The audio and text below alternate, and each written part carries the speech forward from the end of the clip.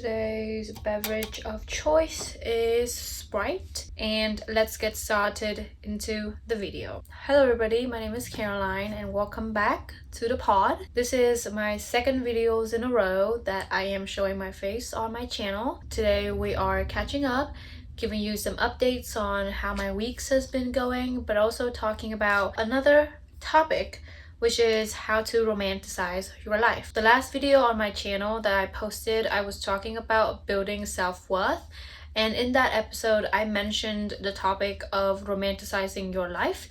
So I thought today's episode I will give you a bit of a rundown on the different tips and tricks and some of the ways that I do to make sure that I continuously try my best to romanticize my life, because it makes everything a whole lot easier. But before we get into the topic, I do have a bit of updates. I am on spring break right now, so we have been working hard. I am a tour guide, so I just finished my last tour of the day. I have on average 2 tours scheduled every single day. The sun's out, the weather is nice, so I am enjoying talking to people, giving tours, although it's a bit windy, so my hair also gets messed up when I'm walking in the wind and stuff, but that is not a big deal. That being said, I do plan to do a bit of work tomorrow because I have an exam right after break, a chemistry exam, and I need to do some practice for that, but also work on the lab report that I have due sometime in April. So might as well work on that while we have a bit of time to spare. I have been very active on my TikTok channels and have been consistently putting out content, uploading content, but also brainstorming content ideas, because I feel like I am starting to run out. But I am doing a bit of a reading vlog. I'm kind of testing everything out. But I am reading Circe by Madeline Miller, and it is a Greek mythology inspired kind of fiction, but also non-fiction in a sense, because I feel like everything is so relatable and very realistic.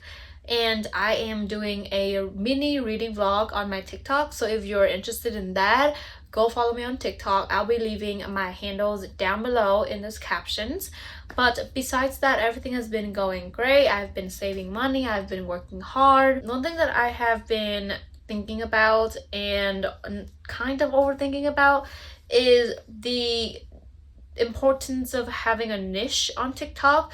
I've heard people saying how if you have a niche on TikTok, it kind of makes you a lot more viral, and it is just easier to attract viewers because they know what to expect from you. But for me, because I'm such a multi-dimensional person, I enjoy doing a bunch of different things. I enjoy reading, but reading is not the entirety of my personality. I also enjoy doing my nails. I just did this set on my TikTok. I also enjoy talking to people about just random topics, like doing a kind of self-care chit chat. Sometimes I do self-care, get ready with me, and get unready with me. I'm thinking of doing like reading vlogs as well, but also talking a bit about my studies and budgeting, so just like life as a student. So because of that, I have a difficulty in narrowing down the different niches or niche that I want to have for my TikTok, and I am debating whether or not having a niche is necessary or not, because having a niche looks like to me that I'm restraining myself and I'm not expressing myself to my fullest potential. And also I feel like some of the biggest influencers, they don't have to follow a niche. They can be talking about their life, and people are just interested in their life because of who they are as a person and their personalities. Such as like Emma Chamberlain, right? She is such a big name, and I feel like she doesn't have a niche. Sirens, I'm sorry. If she does, then it's about fashion and just being relatable. I feel like being relatable is her niche. I kind of want to be like that, because I feel like it is hard to kind of narrow myself down into a niche and into a specific field that I can only maneuver or use the topics within that field. I feel like that's very restricting for me, so I am kind of on the edge of what to do. I just watched a TikToker or a content creator on TikTok saying about how hard it is to be an influencer, not because it is the hottest job in the world, but it's the process of becoming an influencer that's very hard. Like they're having to show up every single day, they're posting like 2 or 3 videos every single day, being consistent. Even if you have a 9 to 5 job, the process of becoming an influencer is so much harder than the actual title of being an influencer itself. And I relate to that so much. I feel like it's meant to be, right? Because I have been feeling not doubts, but kind of second guessing myself a bit, because the majority of my videos are not getting that many views. And although I feel like I shouldn't be doing this for views, which I'm not doing this for views, but at the same time, if you see people supporting your content, it is a type of reassurance, right? So it is very comforting seeing many people watching and reacting to my content creation, and I would truly appreciate that type of support. But at the moment, even though I know that I've been just starting out, I've just been doing this for a week and I'm not even consistent with it. I'm trying to post a video per day, which is not, I think, a lot compared to people who are doing like 2 to 3 videos a day. And I get where they're coming from, because maybe they don't have a job, or maybe they do have a job but then they're more better at time management than me to be able to pull off that posting 2 to 3 times a day. But I'm not, and I feel like at this point I'm feeling very content. But then I'm also questioning myself, if I keep doing this, then would it get me to the destination that I want to be? But that's just something that it's been on my mind. And also recently I've been dealing with some breakouts on my face. I did put on makeup today, so you might not be able to see, but I do have some breakouts on my face, and it's just kind of this roller coaster of emotions. I did a bit of a chit chat video on TikTok talking about my problems with dealing with acne. That's such a big milestone for me, and I feel like I am just hitting one milestone after the other, because it's been my dream, but also my biggest fears, to talk about my skin and what I'm dealing in terms of acne and how hard it is. And the fact that I was able to talk about my skin, I didn't even edit much in terms of putting a filter on. Normally I would try to make my skin look a lot more less red, but that time I was just trying to make it a lot brighter, because I was filming in a very dim light and stuff, and that's it. I didn't even put on, a filter or trying to smooth out my skin, and I still feel very comfortable of posting about my skin. Even now, I posted it yesterday and I've been fine, and I am intending to talk more about that, because that's something that I've been struggling so much about. And I feel like the fact that I talk about it now comfortably and voicing my opinions on the different things that I experience gives me back the power that I have. Because before, when I was struggling with acne, it was like I was giving all of my power away to acne. I didn't have my own agency, I didn't have my own thoughts, my own authority. But now that I'm starting to talk about it more and expressing myself more and making it known and being aware of those are the things that I struggle with, I feel so empowering and I feel so freeing. And I feel like if I can talk about that, it means I'm undefeatable, because it's out in the internet now and everybody knows that's what I'm struggling with. Whereas before, I would never tell a soul about what I'm dealing with. And even though people can physically see that I have acne, it might never cross their minds that it's so big of a problem than what they think it is. So it just feels very relieving. So that's something that I've been doing, and I feel very proud of myself for doing so. And I am also a very spiritual person, so the fact that I came across that video of the content creator talking about how hard it is to become an influencer at such an opportune time just kind of reaffirms everything to me and put everything into perspective for me. And I just feel like I am blessed, very grateful, and very positive vibes only around this corner of the internet. But that be Hello, hot TikToker. Hi. With that being said, I do want to move on and talk about the topics of today's episode, which is how to start romanticizing your life. I feel like this is such an important topic to talk about, as with any other self-care topic, is because by romanticizing your life, you not only uplifts your mood and trying to obtain a more positive outlook on life, which in turn makes everything easier. And also I feel like people who are able to romanticize their life have a charisma about them that just make them so attractive. But the caveat is that you have to romanticize your life but not spend a lot of money trying to romanticize your life, because I've been consuming a lot of content in terms of how there are influencers on the internet or like on TikTok and stuff who are spending a shit ton amount of money just to create this aesthetic facade of their life. And although I understand where they're coming from, because those types of content are very clickbait and very viral worthy, but at the end of the day, it's like they are over consuming and they are bragging about it to an extent on the internet, and how that can be very detrimental to people's self-esteem, but also people's perceptions of wealth and how they should be like and what success should look like equals overconsumption. It is something that I'm still working on, but all the tips that I'm giving out here for you does not include or does not involve you having money to be able to purchase or to purchase any items to be able to romanticize your life. Disclaimer, like always, these are all of my personal tips and the things that have helped me over the year. But if you find something that works or does not work for you, then feel free to make adjustments to it and act accordingly to your own lifestyles and beliefs. I think the way to romanticizing your life is to be positive about your life even at times when you feel like you cannot. And this is going back to the positive outlook that I mentioned, because by you trying to find the beauty in even the smallest of things, that is you trying to obtain or train your mind to be positive and eliminate the different negative thoughts.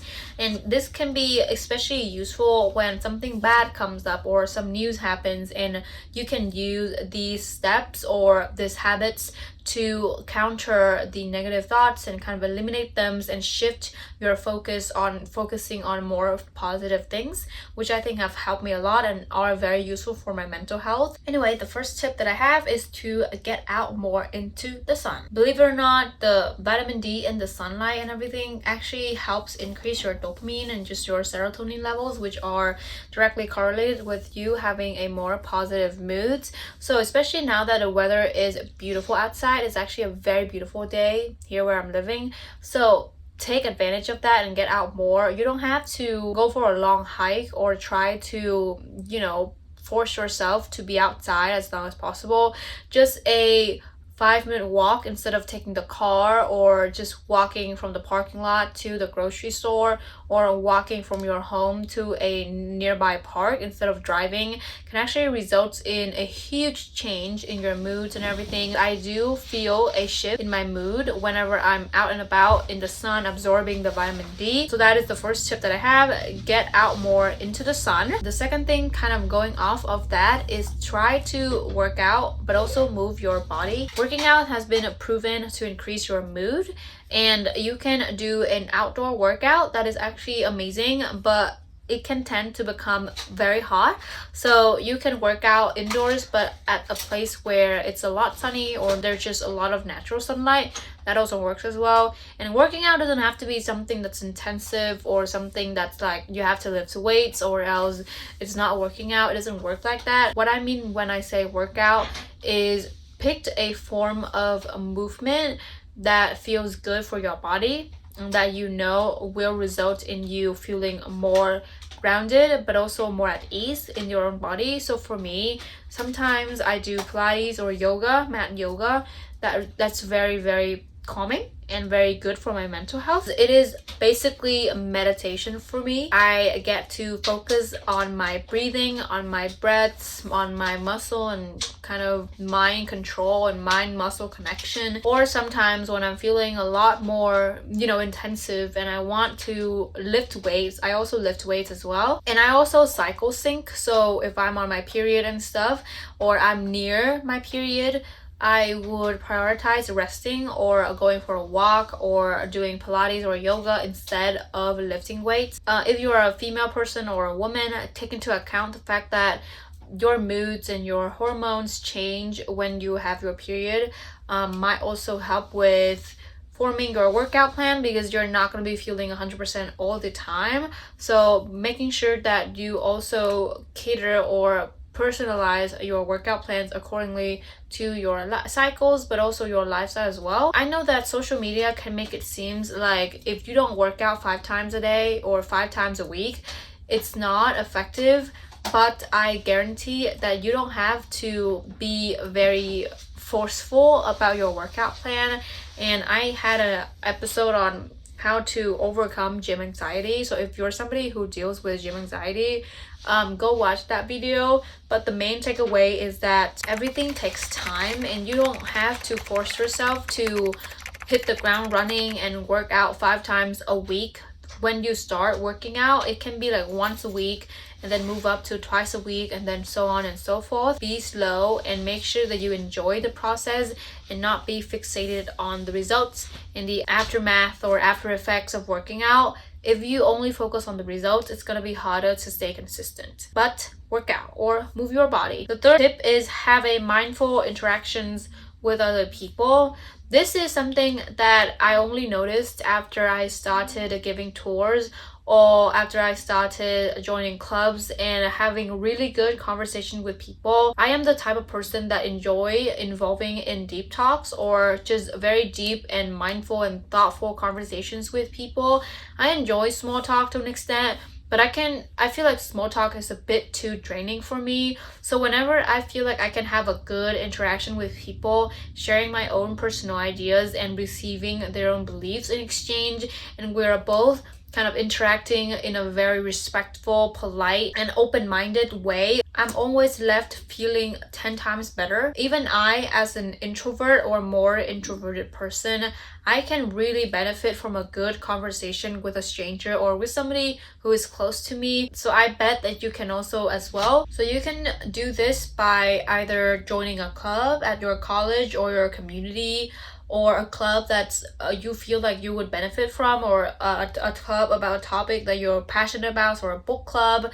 It can also be an online thing as well, so an online book club, for example. I feel like those conversations with people helped a lot in making me realize that life is not serious. There is more to life than just working, being on your own, and that other people can actually bring you comfort, and people are kinder than we think. And it just helps that to kind of reassure ourselves, especially we're in such a very unstable times right now, to kind of look on the brighter sides of things and find the beauty and comfort even in strangers and even in the people that we don't know much. Consume intentional content. Cater your content or your social media feed to the types of content that you know would benefit you. That can be educational information, that can be news that are very thought-provoking, or that can be a question that is just open-ended but that makes you think critically. We all talk about how social media is escapism. It's a form of escapism. It is to wind down after a busy day of work, is to get away, escape the chaotic world that we live in. But sometimes it also is a place for us to learn and for us to grow and for us to be challenged in our ideas and our ideologies. And so be careful about the type of content you consume, because it can either make you more stressed out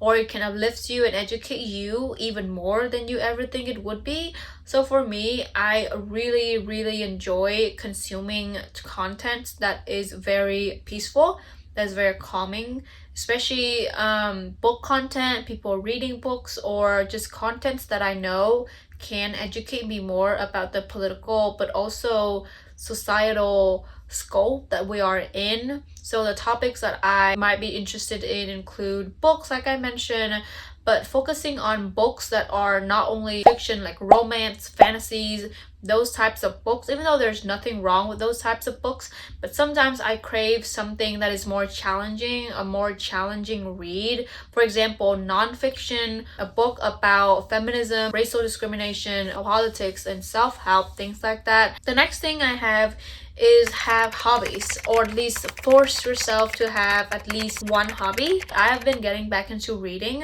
as of just this February, and I bought myself an e-reader a while back, like last year. Like, this is my e-reader. I did not get into reading seriously until this year, February of this year.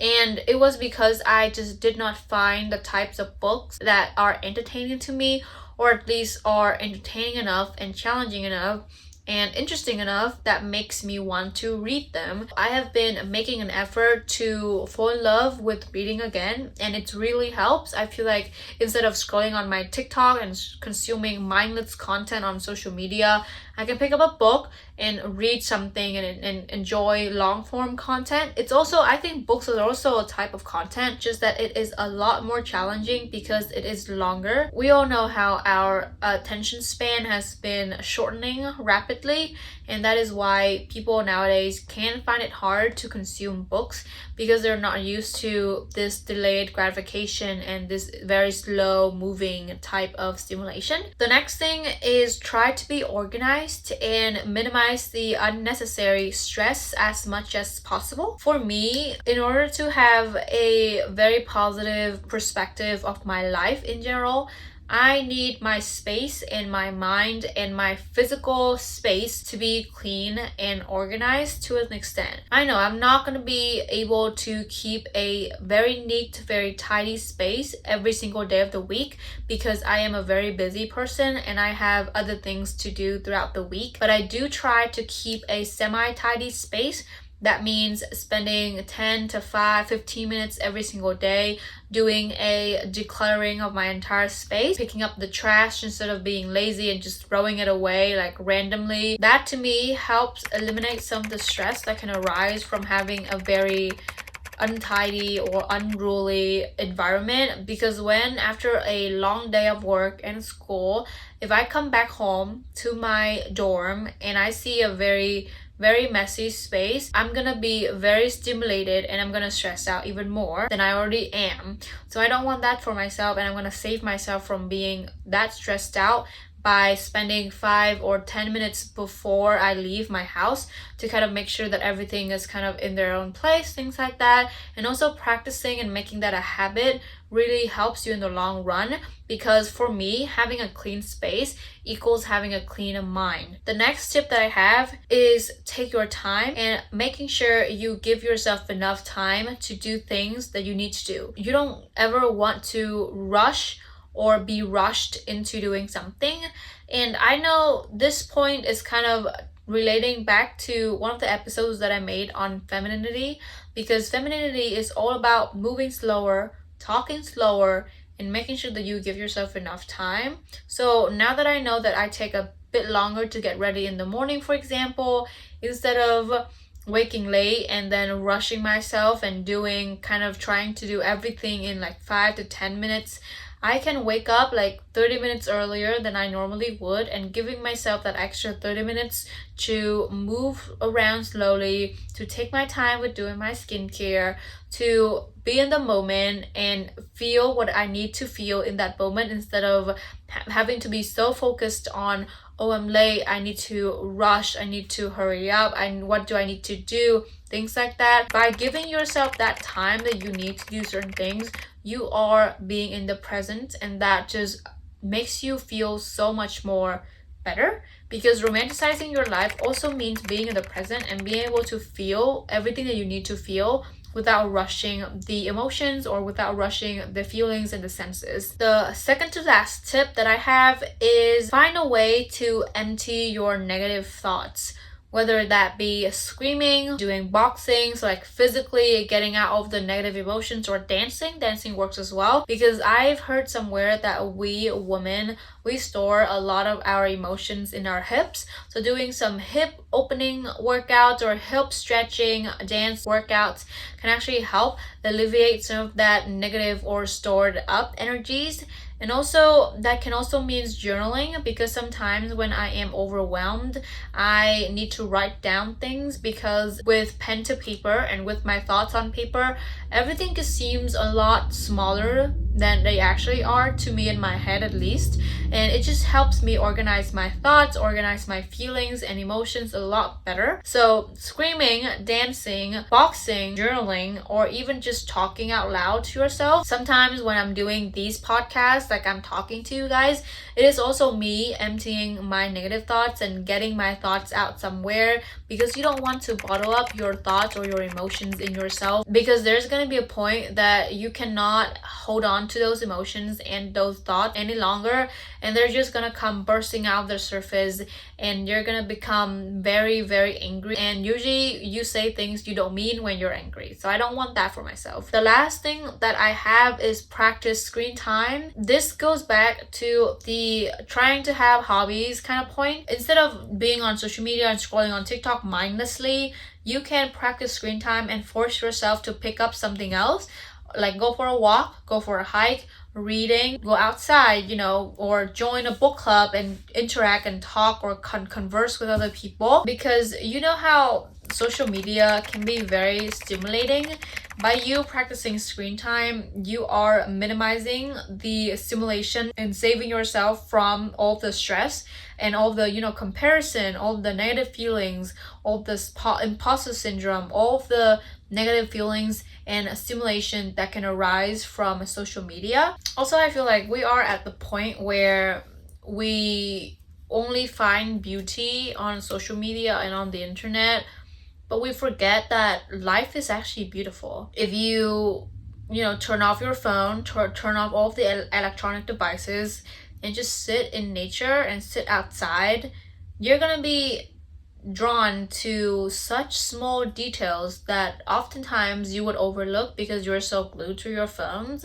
Like the colors of the leaves changing, how the air smells, how it's like breezes on your skin, how your morning coffee actually tastes like, and you're just savoring every bit of the feelings, of the emotions, of the tastes that you feel, without being glued to your social media and feeling like you have to rush and you're overstimulated, you're stressed.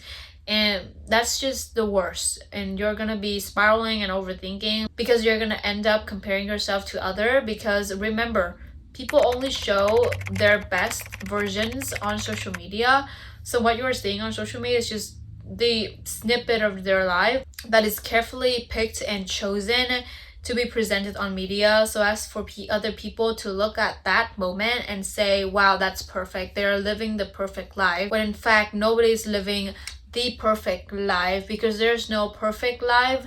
Everybody's life is gonna be different, and that's the beauty of it. So by you forcing or practicing screen time, you're gonna be forced to notice such minor details that can be so beautiful, but oftentimes you overlook. Long story short, the entire moral of the story is, in order for you to romanticize your life, you have to be in the present moment and not be stimulated by external factors, but you are truly present and you are able to process your emotions without feeling like you have to rush. And you can practice positive thinking and shifting your focus and perspective into picking and choosing which details you focus on, and living your life in a stress minimizing way, but also minimizing the stimulation arising from social media. But those are the tips that I have for you to romanticize your life. I feel like once I employed the majority of the tips that I just mentioned, my life has taken a 180, because now that I am reading more, I'm also practicing screen time, and I'm also forced to take a notice of what life really looks like outside of social media and outside of this perfect facade that people put on. And now that I'm doing social media, I just have this new source of passion within me to create. And I am constantly reminding myself that social media is a place for me to share, to express myself.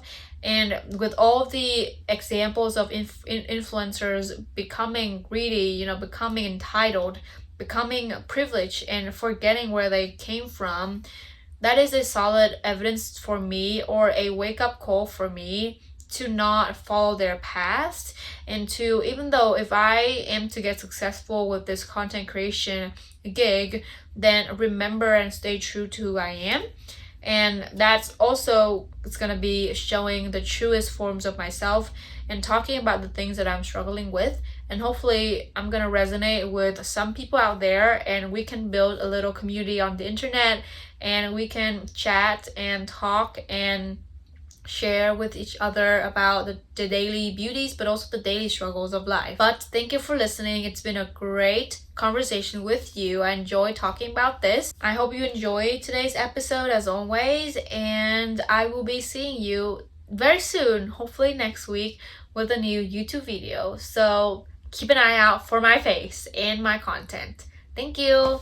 Until then, bye bye.